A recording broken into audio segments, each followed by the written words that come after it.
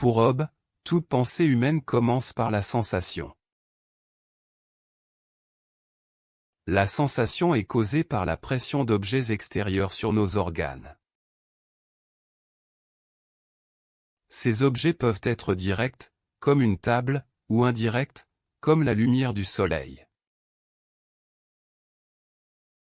La sensation elle-même n'est pas l'objet, mais sa représentation dans l'esprit.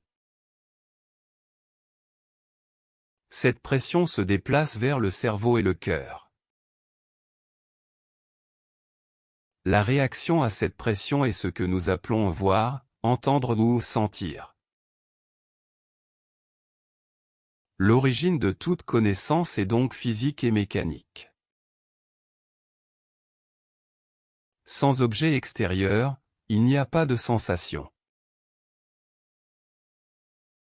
Les images qui restent après la sensation sont nommées imagination ou idée. Ainsi, même les pensées complexes découlent de cette source simple. Hobbes rejette l'idée d'une pensée innée ou d'un sens surnaturel. Pour lui, l'esprit humain fonctionne comme une machine. Cette théorie est fondamentale pour comprendre sa politique.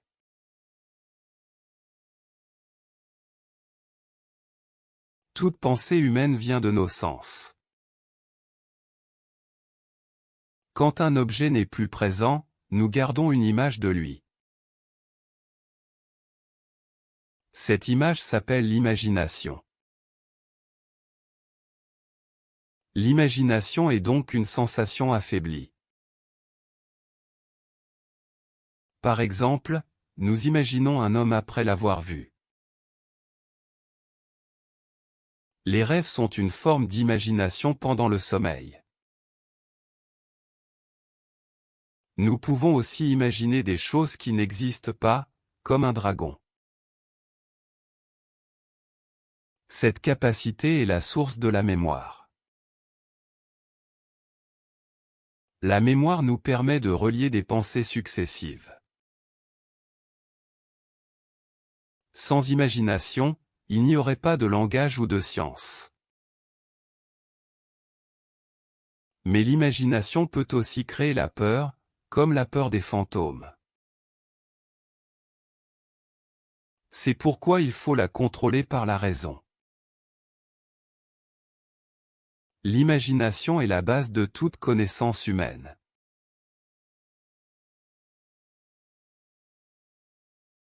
Nos pensées ne sont pas isolées. Elles se suivent comme un train. Cette succession s'appelle le discours mental. Elle peut être guidée ou non guidée. Sans but, c'est une rêverie. Avec un but, c'est une recherche. La mémoire est un exemple de pensée guidée. Nous cherchons une conséquence ou une cause.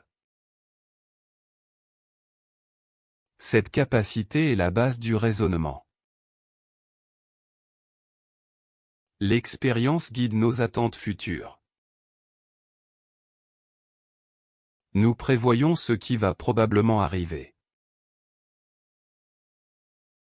C'est la prudence. La prudence vient de l'expérience. Sans elle, nos prévisions sont faibles. Ainsi, le train de nos pensées structure notre esprit.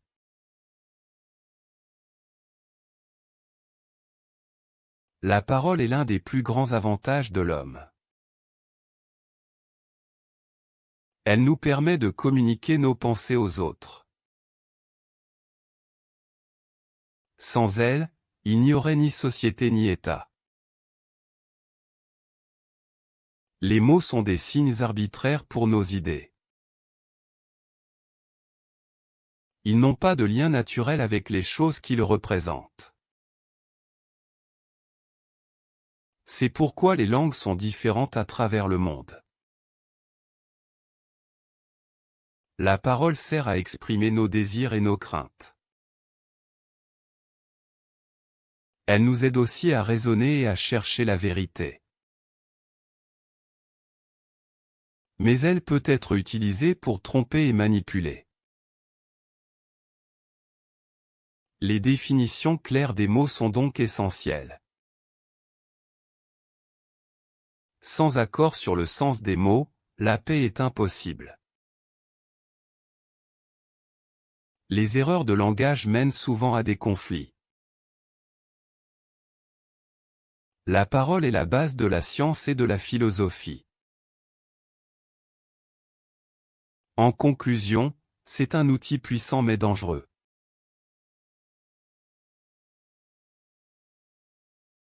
Pour Hobbes, la raison n'est pas un sens inné. C'est une capacité à calculer, comme en mathématiques. Nous combinons des pensées pour trouver des conséquences. L'erreur est donc un mauvais calcul. La science est la connaissance des conséquences. Elle découle de l'utilisation correcte de la raison. La vraie science est toujours conditionnelle. Elle dit, si ceci, alors cela. Elle ne concerne pas la nature des choses elles-mêmes. Seule la philosophie et la géométrie sont de vraies sciences. Elles utilisent des définitions précises. La raison est lente et nécessite de la discipline. Les passions peuvent facilement la troubler. C'est pourquoi un souverain est nécessaire pour maintenir la paix.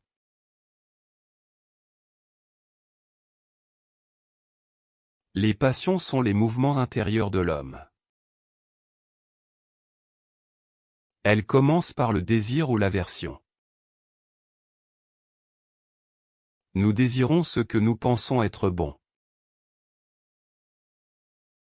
Nous avons de l'aversion pour ce que nous pensons être mauvais. L'amour est le désir d'être proche de quelqu'un ou de quelque chose.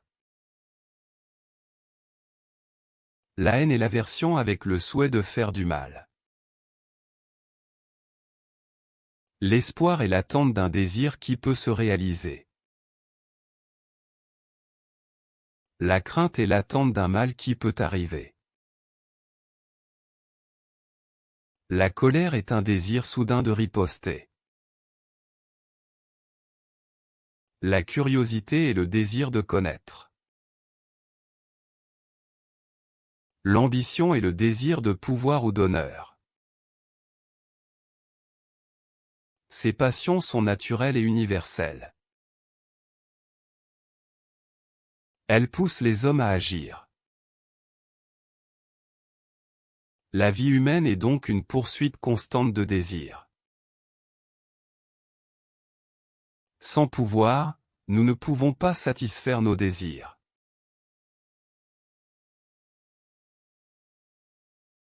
Le discours est l'utilisation des mots pour communiquer. Il a plusieurs fins ou objectifs principaux. La première fin est de transmettre notre connaissance à autrui. La deuxième est de montrer notre savoir aux autres. La troisième fin est de faire connaître nos volontés et nos désirs. Parfois, nous parlons simplement pour le plaisir et la sociabilité. Mais le discours peut aussi être utilisé pour tromper ou manipuler. C'est pourquoi nous devons être prudents et analyser les paroles des autres. Sans un but clair, le discours devient inutile et vain. Dans l'état de nature, un mauvais discours peut mener à la méfiance et au conflit. Pour Hobbes, un gouvernement fort est nécessaire pour réguler le discours public. Cela permet d'éviter les mensonges et la sédition. Ainsi, les bonnes fins du discours favorisent la paix et la coopération sociale. Elles sont essentielles pour construire une société stable.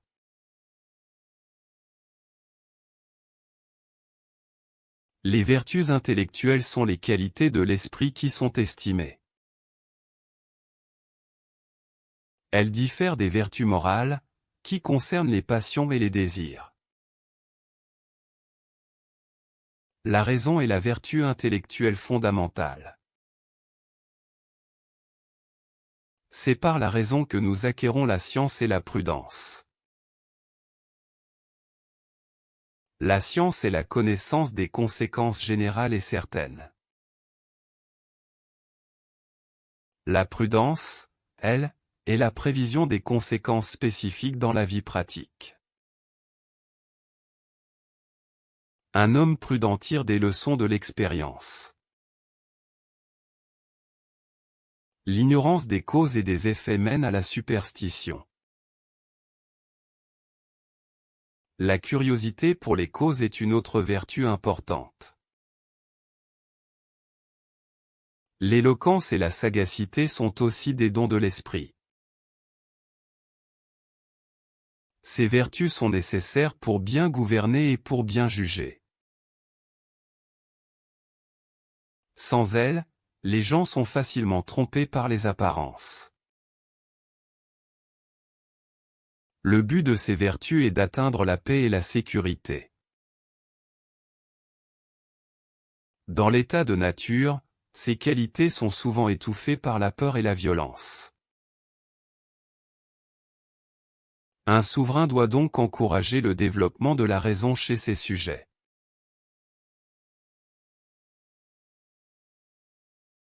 Hobbes commence par classer les différents types de connaissances.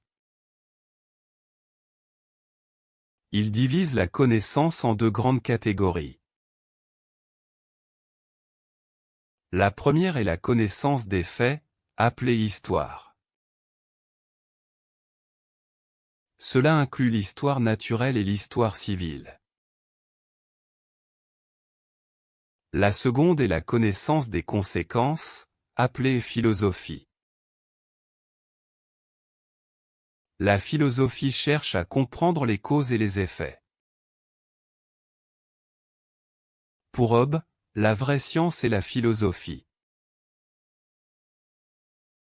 La connaissance des faits dépend de notre mémoire ou du témoignage. La connaissance des conséquences vient du raisonnement correct. Il affirme que la philosophie est la source de tout pouvoir. Cette classification est essentielle pour son argument principal. Elle montre comment nous pouvons acquérir une connaissance certaine. Sans cette base, une société paisible est impossible.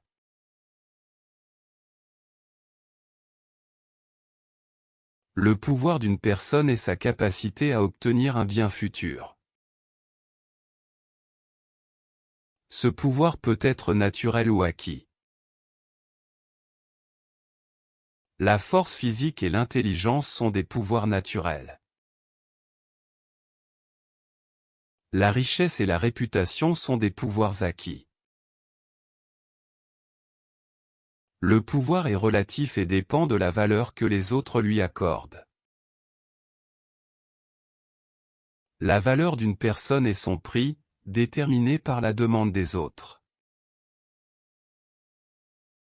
Les hommes cherchent toujours à augmenter leur pouvoir. Cette recherche ne s'arrête jamais, même après la mort. Le pouvoir est nécessaire pour se protéger et atteindre ses objectifs. Sans pouvoir, une personne est vulnérable et dépendante. Le pouvoir sur les autres est la base de l'honneur et du déshonneur. La compétition pour le pouvoir mène souvent au conflit. Dans l'état de nature, le pouvoir de chacun est égal. Cette égalité crée une méfiance générale et une peur constante. Pour échapper à cette condition, les hommes doivent établir un pouvoir commun.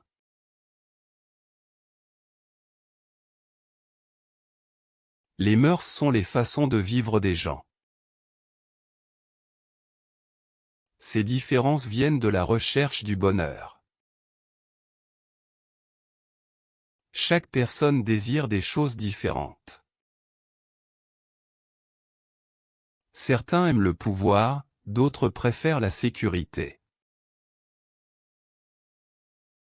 Ces désirs créent des comportements variés dans la société. La peur et l'espoir influencent aussi nos actions. L'homme compare toujours sa situation à celle des autres. Cette comparaison peut mener à la compétition ou à la défiance. Sans un pouvoir commun, ces différences causent des conflits. Les passions humaines sont fondamentalement similaires. Mais leurs objets et leur intensité changent. La raison nous aide à gérer ces différences. Finalement, nous cherchons tous à éviter la douleur et à trouver le plaisir.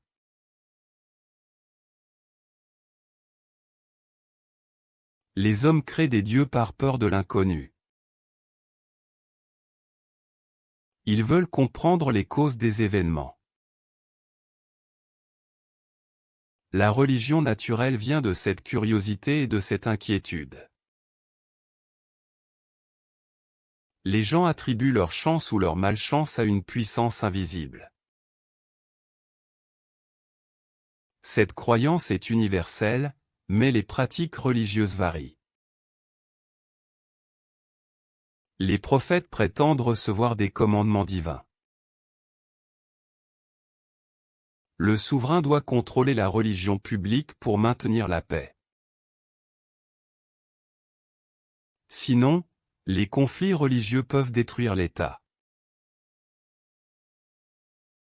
La vraie religion est celle que l'autorité civile établit.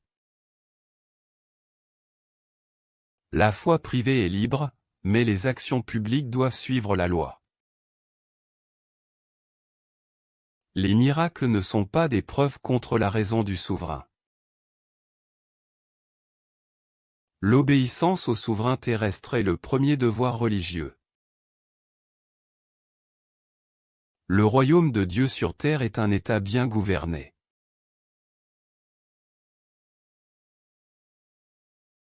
Sans gouvernement, les humains vivent dans un état de nature. Dans cet état, tous les humains sont fondamentalement égaux.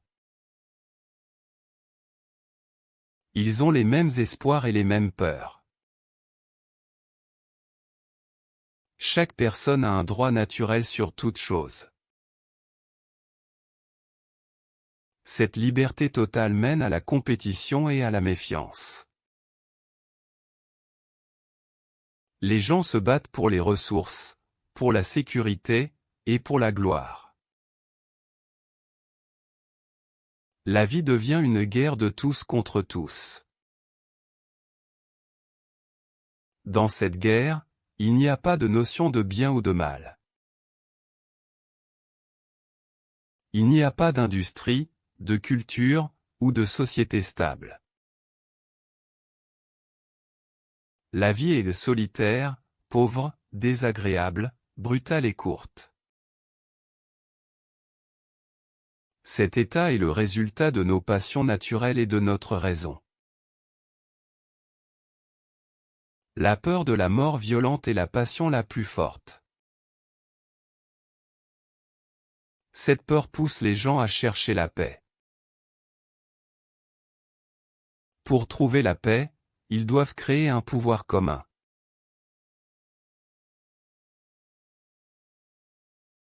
Dans l'état de nature, la vie est dangereuse et courte. La première loi naturelle est de chercher la paix. Si la paix est impossible, on peut se défendre par tous les moyens. La deuxième loi est d'accepter de renoncer à certains droits pour obtenir la paix. Ce renoncement mutuel est un contrat. Un contrat est un accord où les deux parties promettent quelque chose. Sans un pouvoir pour les faire respecter, les contrats ne sont que des mots. C'est pourquoi les humains doivent créer un souverain fort. Le souverain garantit que les promesses des contrats sont tenues. La justice consiste simplement à respecter ces contrats. Ces lois naturelles sont immuables et éternelles. Elles sont découvertes par la raison, et non inventées. Ainsi, la société civile naît de la peur de la mort violente et du désir de sécurité.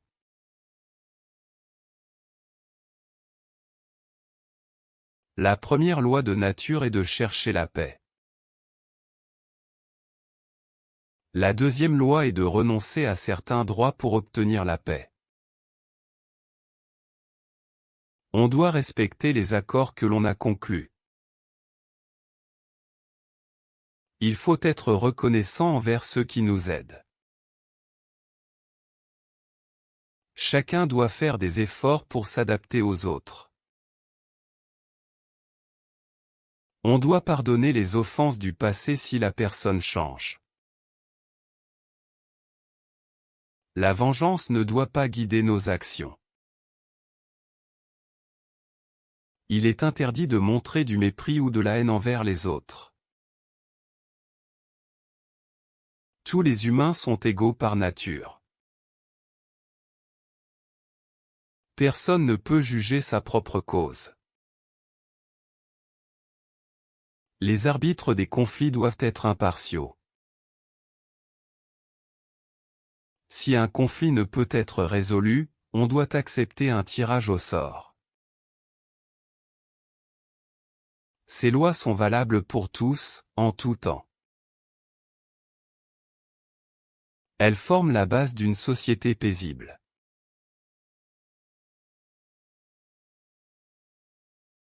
Dans ce chapitre, Hobbes explique la notion de personne. Une personne peut être naturelle ou artificielle. Une personne naturelle est un être humain qui parle et agit pour lui-même. Une personne artificielle représente les paroles et les actions d'un autre. L'auteur est celui dont les paroles ou les actions sont représentées. Le représentant est la personne artificielle. Quand un représentant agit avec autorité, l'auteur est responsable. Cela crée un lien juridique entre l'auteur et le représentant. Un État est une personne artificielle. Le souverain est son représentant autorisé. Les actions du souverain engagent donc toute la communauté. Cette théorie justifie l'obéissance politique. Chaque citoyen est l'auteur des actes du souverain. C'est le fondement de l'ordre social dans le Léviathan.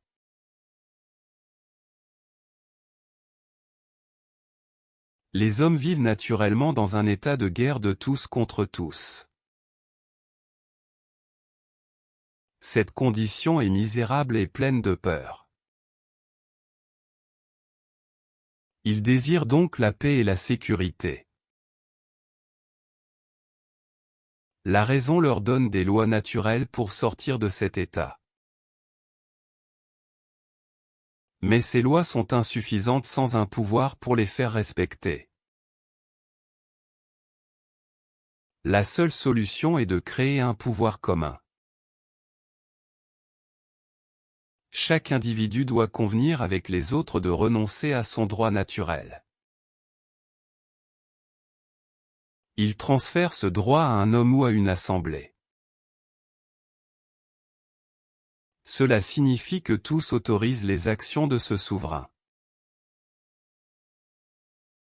La multitude devient ainsi une seule personne, appelée l'État. Le souverain utilise la force et les ressources de tous pour assurer la paix et la défense commune. Celui qui détient ce pouvoir est le Léviathan. Il est comme un dieu mortel, auquel nous devons notre paix et notre protection. C'est ainsi que l'État est généré par l'accord des hommes.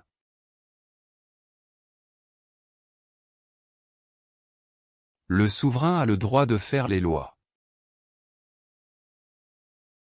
Personne ne peut contester son autorité. Il décide de la paix et de la guerre. Il choisit les juges et les fonctionnaires. Il récompense et punit les citoyens. Il contrôle l'enseignement public. Ses droits sont indivisibles et absolus. Le peuple doit lui obéir pour éviter le chaos. Le souverain n'est pas soumis aux lois civiles. Il ne peut pas être accusé d'injustice par ses sujets. Ses pouvoirs sont nécessaires pour maintenir l'ordre. Sans ces droits, l'État retournerait à l'état de nature. Le contrat social transfère tous les droits au souverain.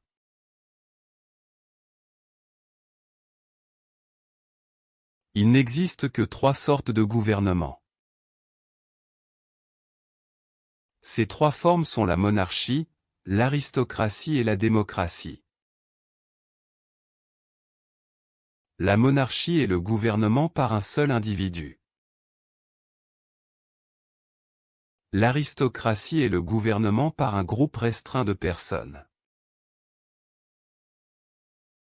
La démocratie est le gouvernement par l'ensemble des citoyens.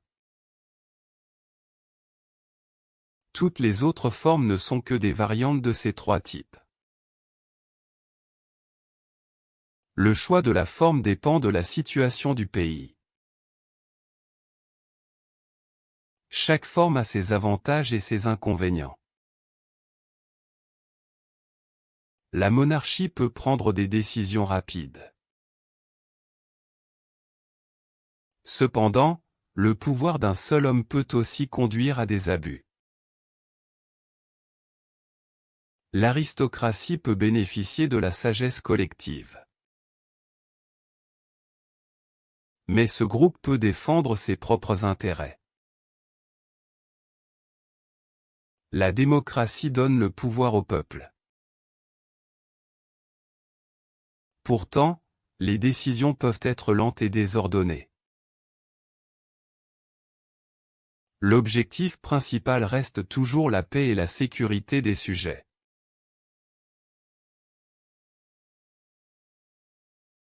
Hobbes explique que le pouvoir d'un souverain ressemble au pouvoir d'un père sur ses enfants. Ce pouvoir, appelé pouvoir paternel, vient d'un accord naturel. Les enfants acceptent d'obéir au père pour leur propre protection.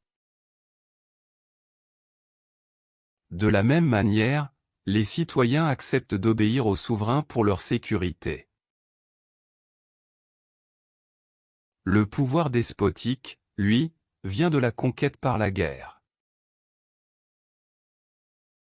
Le vainqueur promet la vie au vaincu en échange de son obéissance. Cette promesse crée un contrat entre le conquérant et le peuple conquis. Hobbes affirme que ces deux pouvoirs, paternel et despotique, sont fondamentalement les mêmes. Ils sont tous les deux basés sur le consentement des personnes gouvernées. La différence principale est l'origine de ce consentement. Dans un cas, il vient de la nature et de la dépendance de l'enfant. Dans l'autre cas, il vient de la peur et de la menace de mort. Mais le résultat est identique, un pouvoir absolu pour assurer la paix. Ainsi, pour Hobbes, l'autorité politique légitime peut naître de la famille ou de la conquête. L'important est que les gens acceptent librement cette autorité pour échapper à la violence.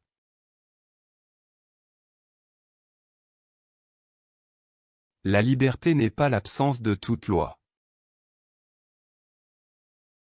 Dans un État, la liberté signifie l'absence d'obstacles extérieurs.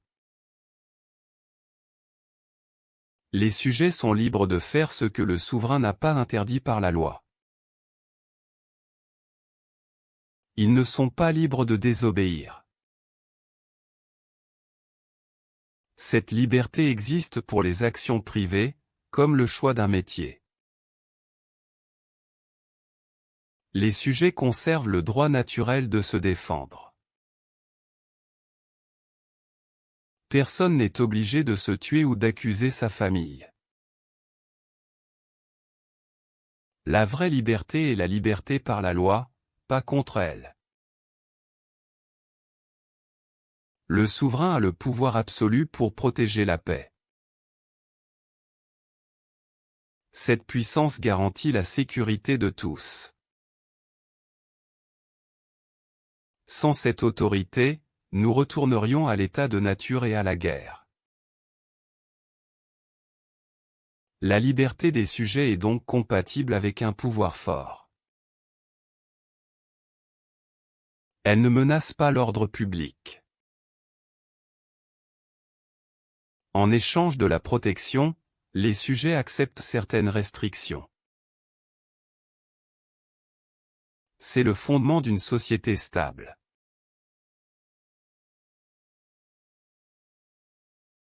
Un système est un groupe de personnes liées par un but commun.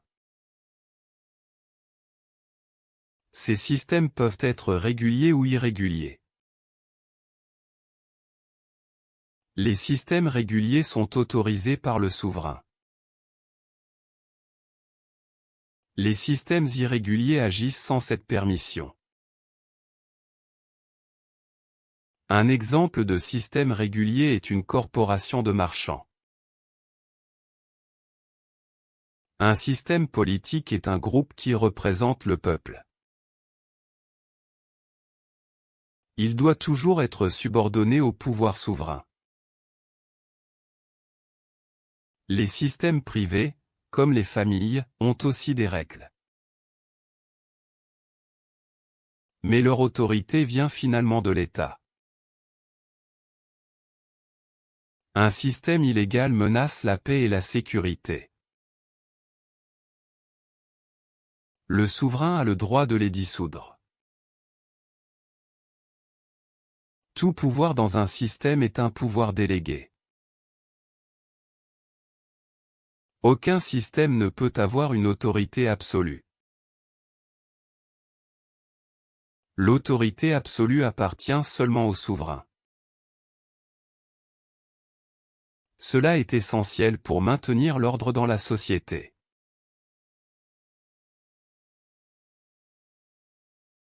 Les ministres publics sont des personnes qui agissent au nom du souverain. Ils ont le pouvoir de gérer les affaires de l'État.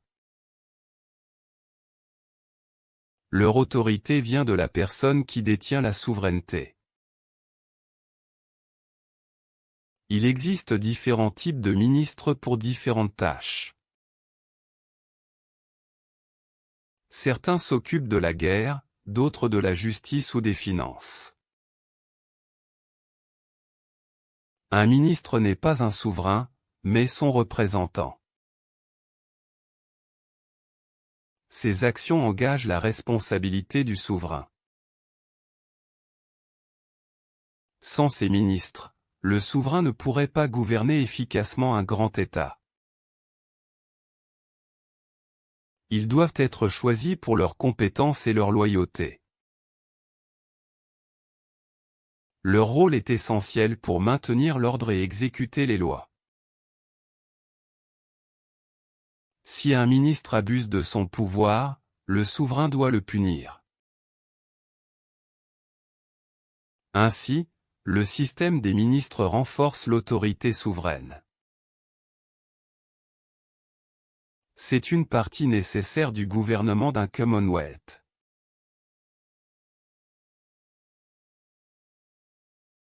La nutrition d'un État, c'est l'abondance des biens et des ressources. Ces biens viennent de la terre et de la mer. Leur distribution dépend des lois et du souverain. L'argent public, ou le trésor, est comme le sang du corps politique. Il circule grâce au commerce et à l'industrie des citoyens. Les impôts sont nécessaires pour financer les fonctions de l'État. Mais des impôts trop lourds peuvent affaiblir le peuple. Le souverain doit donc les fixer avec prudence et équité. La propriété privée est protégée par les lois civiles. Sans cette protection, il n'y aurait pas d'incitation à travailler. Le bien-être matériel assure la force et la stabilité de l'État. Une bonne nutrition évite les maladies du corps politique, comme la révolte. En conclusion, la prospérité économique est vitale pour la survie de l'État.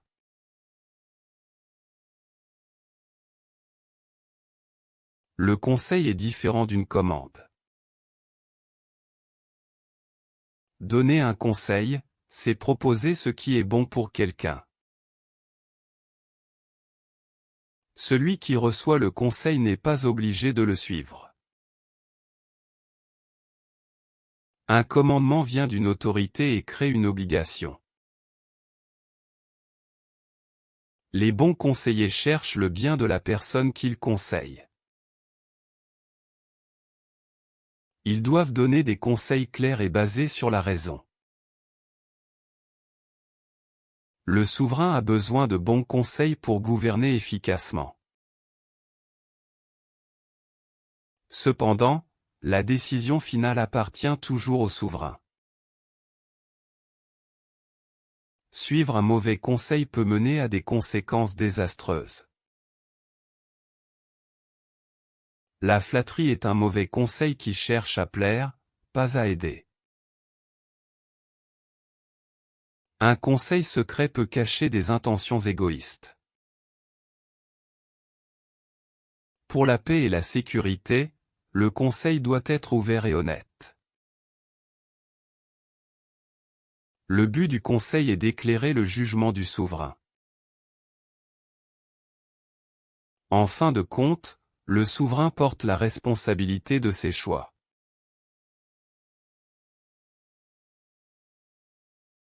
Les lois civiles sont les règles que l'État impose à tous les citoyens. Leur but principal est de maintenir la paix et la sécurité dans la société. Ces lois sont créées par le souverain, qui détient le pouvoir législatif. Sans ces lois, les gens pourraient suivre uniquement leur propre jugement, ce qui causerait des conflits. Une loi civile doit être claire et compréhensible pour tous. Elle doit aussi être promulguée publiquement, pour que personne ne puisse prétendre l'ignorer. L'ignorance de la loi n'est pas une excuse valable pour la désobéir. Les lois civiles interprètent et précisent souvent les lois naturelles. Elles définissent ce qui est juste et injuste dans un État particulier. Le souverain est le seul interprète authentique des lois civiles. Les juges appliquent ces lois, mais ils ne peuvent pas les créer. L'obéissance à la loi civile est le fondement de l'ordre politique. Enfin, ces lois permettent de résoudre les différends de manière pacifique.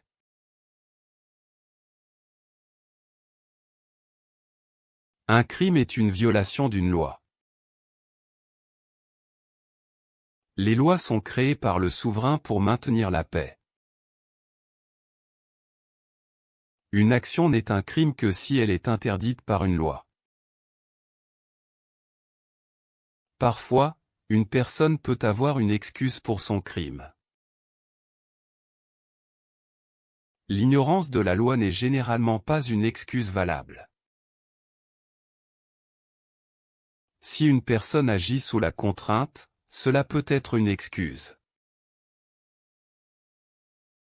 La nécessité, comme la fin extrême, peut aussi justifier un acte.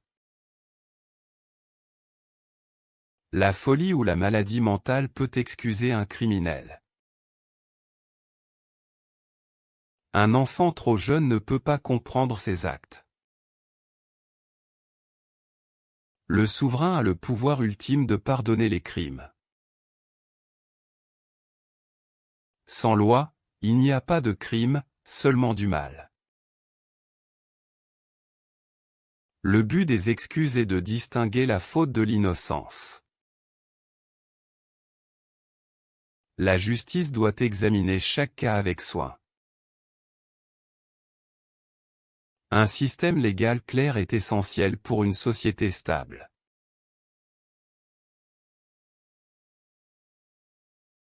Le souverain doit établir des lois claires. Les peines sont des maux infligés par l'autorité pour la violation d'une loi. Leur but principal est de corriger le délinquant et de dissuader les autres. Une peine doit être proportionnelle au crime. Les récompenses, au contraire, sont des biens accordés pour encourager l'obéissance. Elles sont moins nécessaires que les peines pour maintenir la paix. Personne ne peut punir le souverain, car il est l'auteur de la loi. La crainte de la peine est un lien essentiel de la société. Sans cette crainte, les conventions et la justice seraient vaines. La récompense pour l'obéissance est la protection et une vie paisible. Un châtiment cruel ou excessif est une injustice. Le pouvoir de punir découle uniquement du pouvoir souverain. Ainsi, les peines et les récompenses garantissent l'ordre et la sécurité pour tous.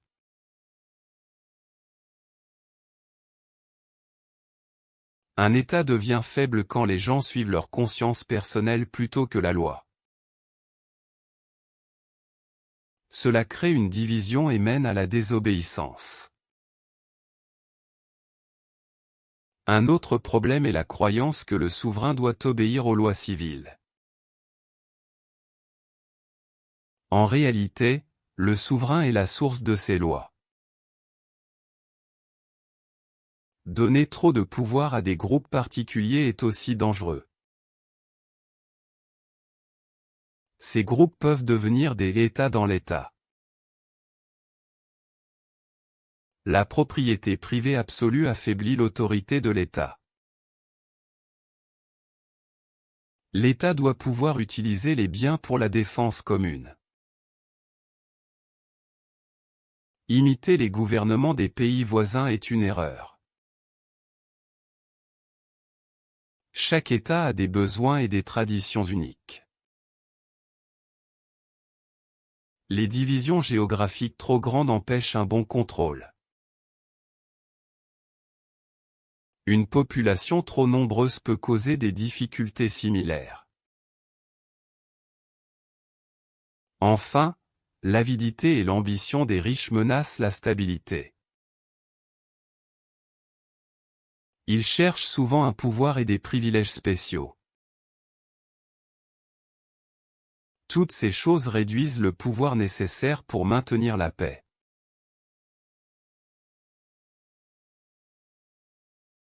Le souverain a un devoir principal. Il doit assurer la sécurité du peuple. Cette sécurité inclut la protection contre les ennemis extérieurs. Elle inclut aussi la paix à l'intérieur du pays. Pour cela, le souverain doit faire de bonnes lois. Ces lois doivent être claires et justes. Le souverain doit aussi les faire appliquer de manière égale. Il doit punir ceux qui violent ces lois. Il doit juger les disputes entre les citoyens. Le souverain doit enseigner au peuple ses droits et ses devoirs. Il doit choisir de bons conseillers et fonctionnaires. Il doit récompenser ceux qui servent bien l'État. Il doit utiliser les impôts seulement pour le bien public. Si le souverain néglige ses devoirs, il échoue dans son office. Son pouvoir est donc lié à la protection du peuple.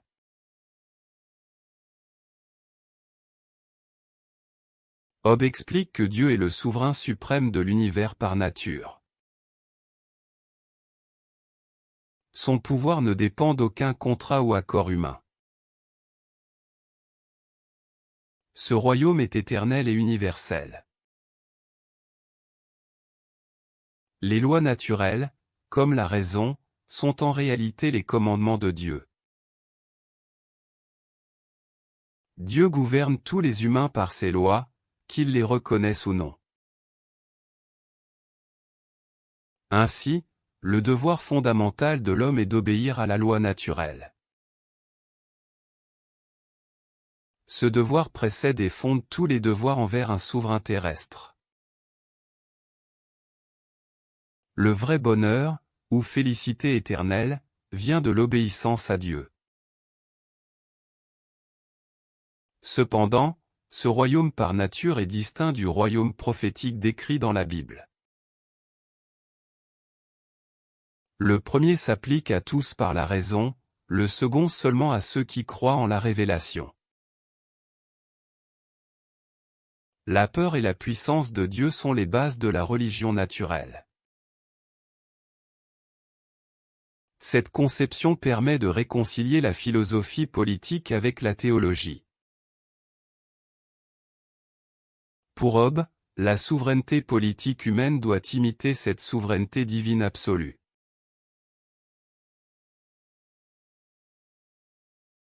Job examine la relation entre la religion chrétienne et le pouvoir politique. Il affirme que le royaume de Dieu n'est pas de ce monde.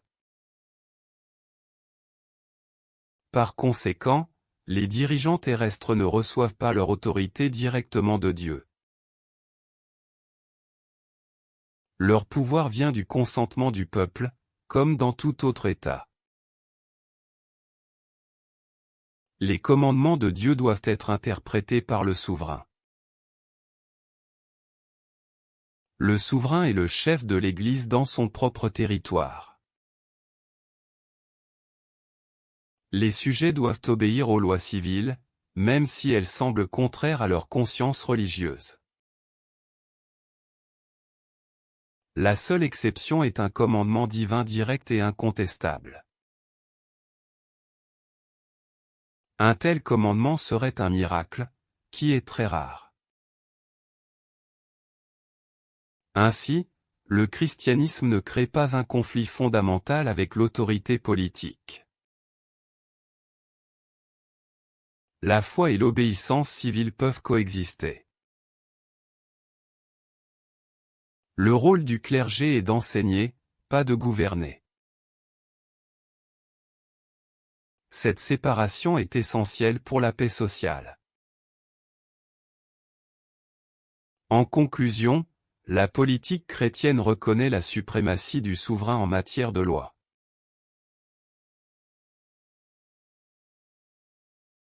La Bible est le texte principal de la religion chrétienne. Elle est composée de l'Ancien Testament et du Nouveau Testament.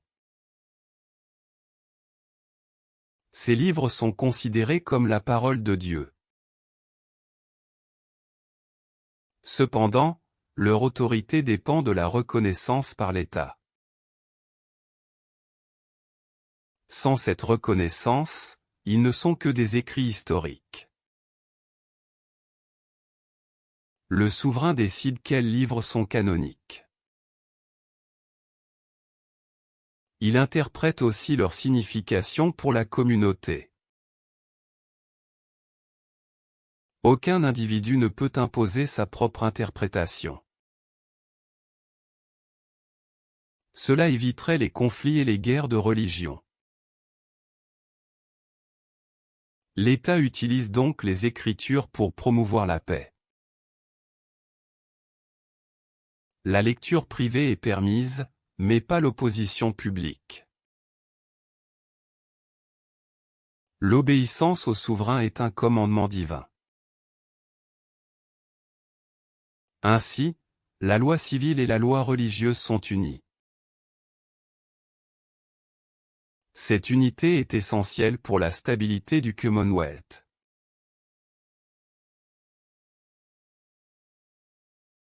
Dans le langage courant, le mot esprit a plusieurs significations. Il peut désigner un être immatériel, comme un fantôme ou un ange. Il peut aussi signifier le caractère ou l'attitude d'une personne. Par exemple, on parle d'un esprit de compétition. Dans la Bible, le mot est souvent utilisé pour au souffle ou au vent. Cette confusion sémantique crée des problèmes en philosophie. Hobbes affirme que beaucoup d'erreurs viennent de cette mauvaise compréhension. Les gens croient que l'esprit est une substance séparée du corps. Mais, selon Hobbes, tout ce qui existe est corporel ou matériel. L'idée d'un esprit immatériel est donc une contradiction. Ces croyances peuvent être exploitées par les autorités religieuses. Le vrai pouvoir de l'État ne doit pas reposer sur de telles superstitions. Il doit reposer sur un contrat social clair et rationnel. Comprendre la vraie signification des mots est essentiel pour une paix durable.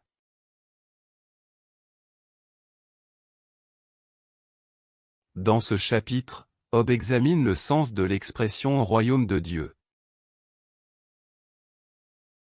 Il explique que ce royaume n'est pas un lieu physique sur terre. C'est plutôt un gouvernement, une autorité souveraine que Dieu exerce sur un peuple. Ce peuple accepte volontairement d'obéir aux lois divines. Hobbes distingue le royaume naturel de Dieu, qui s'étend à toute la création, et son royaume prophétique. Le royaume prophétique est établi par une alliance spéciale, comme avec Abraham ou Moïse. Dans ce cas, Dieu est le souverain et ses commandements sont la loi civile. Ainsi, les anciens Hébreux formaient un véritable royaume de Dieu sur terre. Job souligne que ce royaume a pris fin avec l'élection du roi Saül. Depuis lors, le royaume de Dieu n'est plus une entité politique terrestre. Dans le Nouveau Testament, le royaume de Dieu désigne souvent un royaume céleste et futur. Il représente le règne éternel de Dieu qui commencera après le jugement dernier. Job conclut que, pour comprendre les Écritures, il faut interpréter cette expression selon son contexte. Confondre les deux sens mène à des erreurs théologiques et politiques.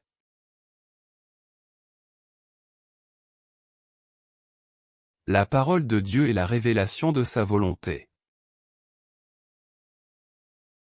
Cette parole peut être naturelle ou prophétique. La parole naturelle est la raison et la loi naturelle.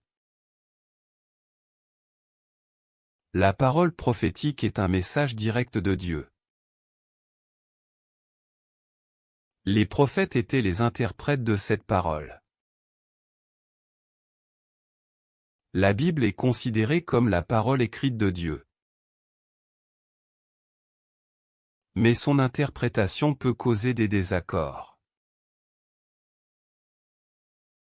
Seul le souverain peut définir l'interprétation officielle. Cela est nécessaire pour maintenir la paix civile.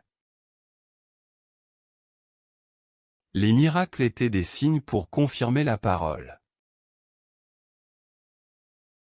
Aujourd'hui, les miracles ne sont plus nécessaires. La foi en la parole de Dieu est un acte d'obéissance. L'obéissance au souverain est aussi une obéissance à Dieu. Ainsi, la religion et la politique sont unies.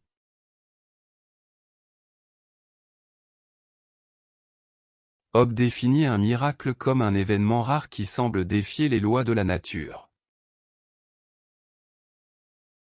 Ces événements sont souvent attribués à une action divine directe. Cependant, il souligne que notre compréhension des lois naturelles est limitée. Un événement peut sembler miraculeux simplement parce que nous n'en connaissons pas la cause. La croyance au miracle dépend donc fortement de la crédulité des témoins. Les récits de miracles peuvent être utilisés pour établir l'autorité d'une religion. Pour Job, le seul vrai miracle est la création du monde par Dieu. Les miracles rapportés après cette création sont sujets à examen et à doute. Il met en garde contre les faux miracles, qui peuvent être des supercheries. L'État souverain doit avoir le pouvoir de juger de la véracité des miracles. Ce contrôle est nécessaire pour maintenir l'ordre public et la paix civile. Un miracle privé, non reconnu par l'autorité publique, ne doit pas être cru. En conclusion, les miracles ne doivent pas remettre en cause l'autorité du souverain terrestre.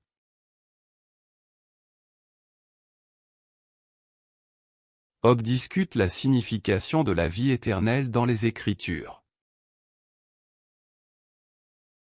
Il affirme que la vie éternelle commence après la résurrection, pas immédiatement après la mort. Selon lui, l'enfer n'est pas un lieu de tourments physiques éternels.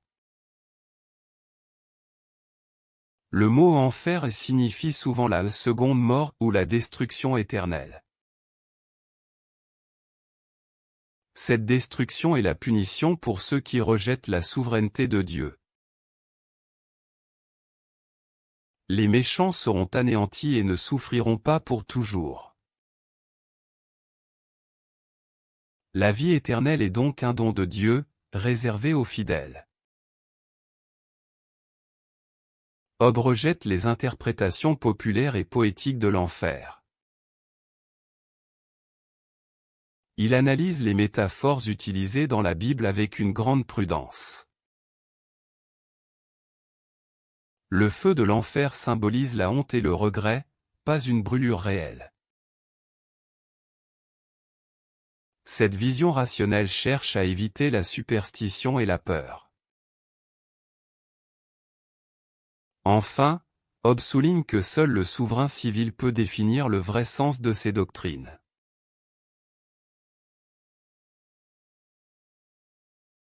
Dans le langage courant, le mot église désigne un bâtiment pour le culte chrétien.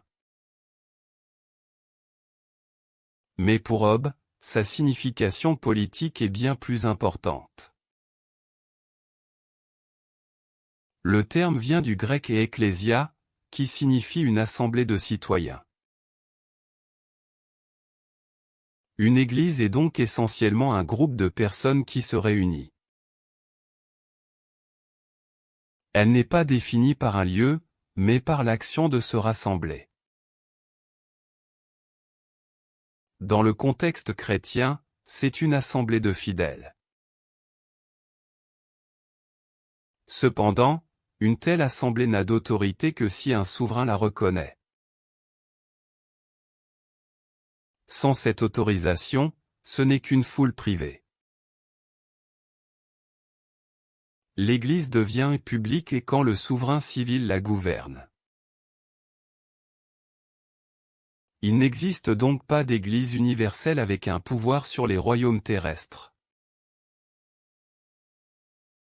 Chaque Église est locale et soumise à son propre souverain. Cette idée rejette le pouvoir politique du pape ou de tout autre chef religieux. Le souverain civil est le chef suprême de l'Église dans son territoire. En conclusion, Église signifie une assemblée légale de chrétiens, autorisée par l'État.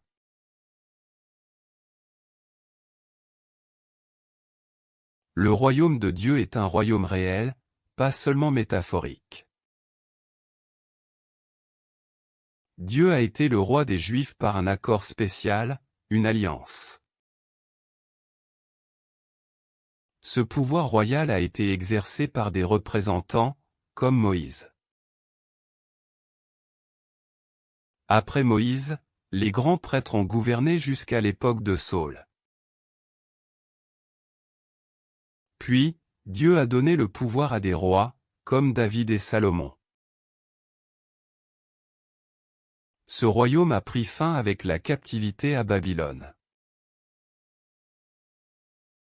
Le Christ doit rétablir ce royaume à son retour. En attendant, il n'y a pas de pouvoir terrestre qui représente Dieu directement. Donc, les souverains actuels ne tirent pas leur autorité de l'Église. Leur pouvoir vient du consentement du peuple qu'ils gouvernent. Ainsi, le royaume de Dieu n'annule pas l'autorité des gouvernements civils. Les sujets doivent obéir à leur souverain, sauf si cela ordonne de renier Dieu.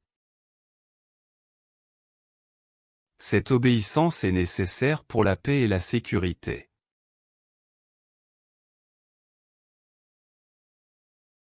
Le Christ a trois fonctions principales. Il est prophète, prêtre et roi. Comme prophète, il a enseigné la volonté de Dieu. Il a révélé le chemin vers le salut. Comme prêtre, il s'est sacrifié pour les péchés des hommes. Ce sacrifice établit une nouvelle alliance avec Dieu. Comme roi, il gouverne l'Église et les croyants. Son royaume n'est pas de ce monde terrestre. Il jugera les vivants et les morts à la fin des temps. Son autorité est donc à la fois spirituelle et éternelle.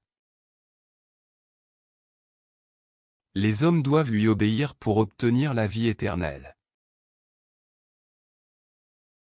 Cette obéissance est le fondement de la paix civile selon Job. Ainsi, le ministère du Christ est essentiel pour le salut et l'ordre.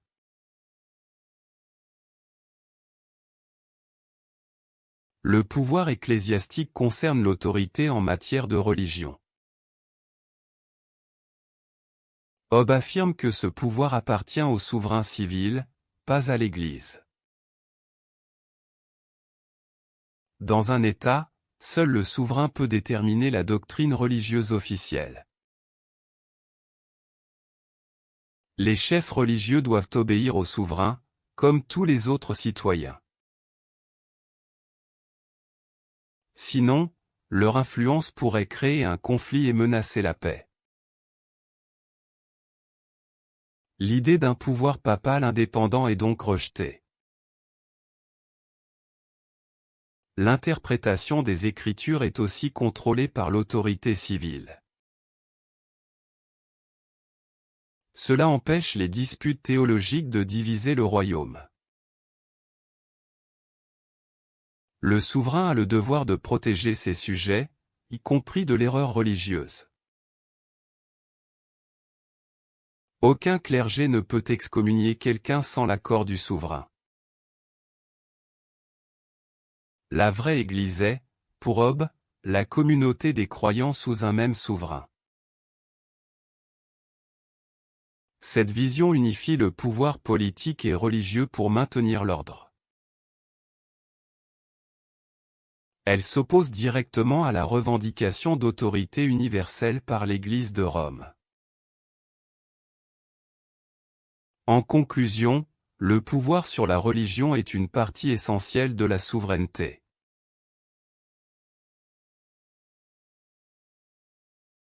Pour Job, le royaume des cieux est un royaume terrestre.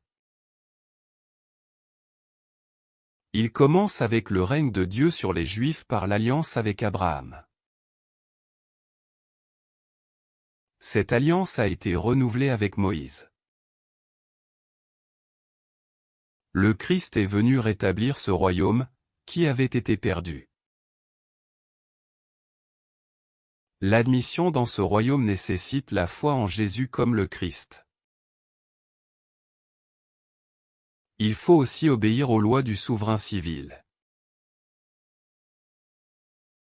Il n'y a pas de conflit entre ces deux obligations pour un vrai croyant. Le salut dépend de l'obéissance, pas des rites ou des cérémonies. Les miracles du Christ prouvaient son autorité divine. Après la résurrection, ce royaume sera pleinement réalisé. En attendant, l'Église doit être soumise à l'État. Cette soumission garantit la paix civile. Ainsi, le royaume des cieux est compatible avec un pouvoir politique fort.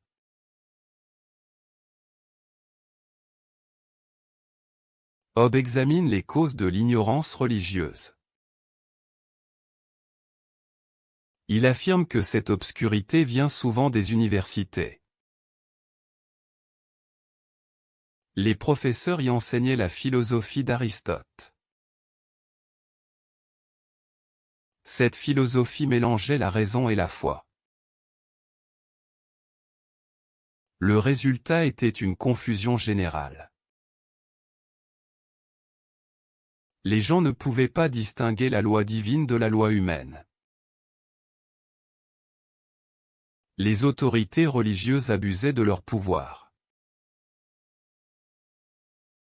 Elles inventaient de fausses doctrines pour contrôler les populations.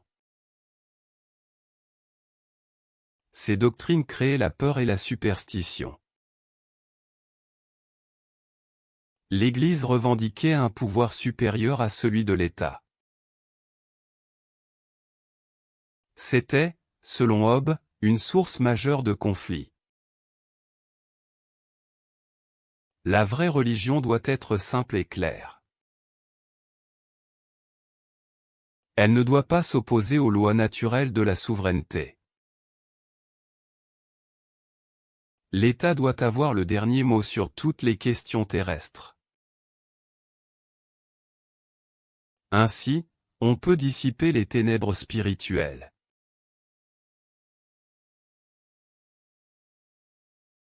Hobbes examine la croyance aux démons. Il affirme que cette croyance vient de l'ignorance des causes naturelles. Les gens attribuaient des événements étranges à des esprits malins. Cette idée était renforcée par les religions païennes. L'Église chrétienne a parfois utilisé ces croyances pour contrôler les gens. Hobbes pense que les démons ne sont pas des esprits incorporels. Il soutient que rien ne peut exister sans corps dans l'univers matériel. Les histoires de possession démoniaque sont souvent des maladies ou des fraudes. La peur des démons affaiblit la raison et la science. Un souverain doit empêcher les superstitions de créer la peur dans l'État. La vraie religion ne doit pas se baser sur des histoires de fantômes. La paix civile est menacée par la crainte des puissances invisibles. En conclusion, la démonologie est une superstition dangereuse pour l'ordre politique.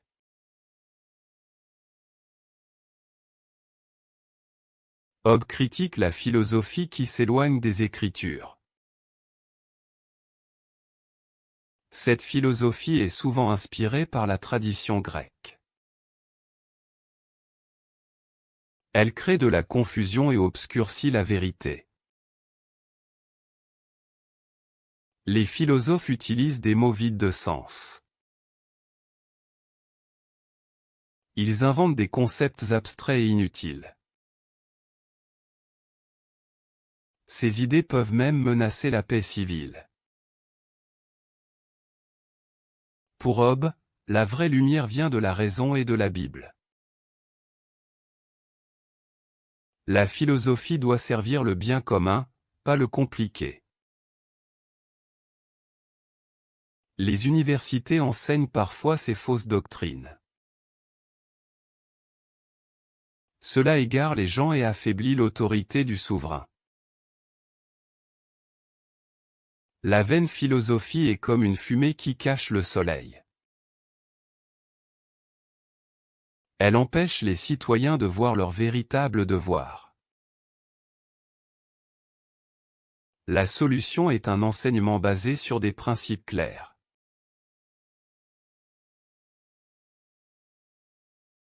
Hobbes critique les philosophes et les écrivains qui utilisent un langage obscur. Cette obscurité peut cacher des erreurs ou un manque de véritable savoir. Parfois, les auteurs compliquent leurs textes pour paraître plus intelligents. Cela crée une confusion inutile pour le lecteur. Un langage clair est essentiel pour le progrès de la philosophie et de la science. L'obscurité protège les mauvaises idées de l'examen critique. Elle permet aussi de maintenir un pouvoir sur les gens ignorants. Dans un État bien gouverné, la communication doit être simple et directe. Les lois, en particulier, doivent être comprises par tous les citoyens. L'obscurité volontaire est donc une forme de tromperie. Elle empêche la recherche de la vérité et de la paix sociale. Pour Hobbes, la clarté est une vertu civique importante. Les enseignants et les dirigeants ont la responsabilité d'être clairs. Finalement, rejeter l'obscurité, c'est favoriser un gouvernement rationnel.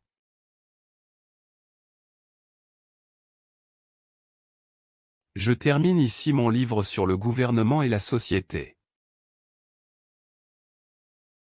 J'ai montré pourquoi les hommes créent un pouvoir commun, le Léviathan. Sans lui, la vie est solitaire, pauvre et dangereuse. L'obéissance au souverain est nécessaire pour la paix. Les lois de la nature nous commandent de chercher la paix. Le contrat social transfère nos droits au souverain. Ce pouvoir absolu peut sembler dur, mais il évite la guerre civile. La rébellion contre le souverain est toujours injuste et illogique. Les sujets doivent lire et comprendre ces vérités. L'ignorance de ces principes mène au chaos. Je demande au lecteur d'examiner mes arguments avec soin. Si mes raisonnements sont faux, je suis prêt à être corrigé. Mon but était seulement d'éclairer le chemin vers une paix durable. La paix et la sécurité sont les fondements de toute société prospère. Ainsi se conclut mon explication de la nécessité du Léviathan.